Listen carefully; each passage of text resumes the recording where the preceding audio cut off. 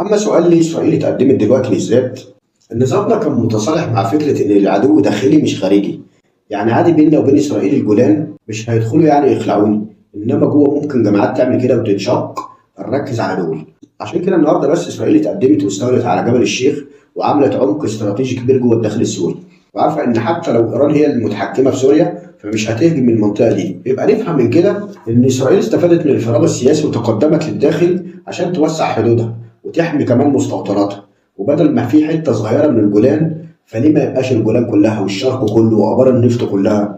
طيب فاكر لما ترامب بص على خريطة إسرائيل وقال شكلها صغير على الخريطة كده ليه؟ هل كان بيقول كده اعتباطا يعني؟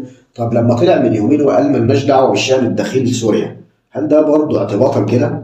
ولا ده ينور لك لمبتين تلاتة كده عندك؟ ده مش معناه إن المعارضة عميلة ولا عاملة صفقة، إنما ده كان معناه إن كل خطوة متوقعة ومدروسة ومحطوط قدامها سيناريو جاهز للتنفيذ، وكمان لوقف النفوذ